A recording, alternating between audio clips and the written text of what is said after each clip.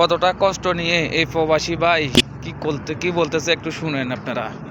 শেষ করুন ভাই, এই ভিডিওটা দেখে চোখের পানি আটকাতে পারবেন। মানুষ কেন ওয়ালাইকুম আসসালাম।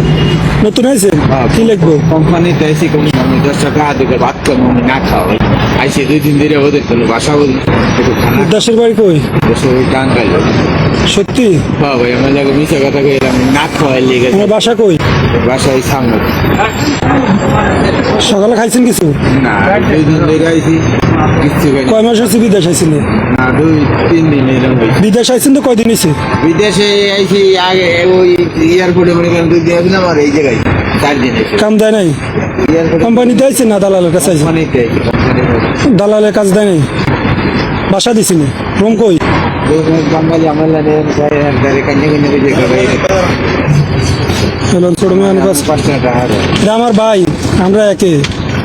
কেন আপনি থাকেন কই? আজ এদিকে আরো ফ্রেশ আছে, যাইলে পাইবেন। এদিকে ফ্রেশ আছে, কইলে দিব, সমস্যা নেই। দেখছেন সৌদি আরবের পরিস্থিতি। আমার বাংলাদেশি ভাই আমাকে ফ্রেশ, আমরা কাম নাই এনে দাঁড়াইছি। ইয়া মানে খাইবো যে খাওয়ার টাকাটা নেই। বাস্তব দেখছেন একটা ভিডিও, খাওয়ার টাকাটা নেই। হাঁটি হাঁটি কয়দিন ধার না করে কয়দিন মানুষের থেকে ইয়া করে আত্মীয় স্বজনের থেকে আনি খাইবো, কিচ্ছু করার নেই।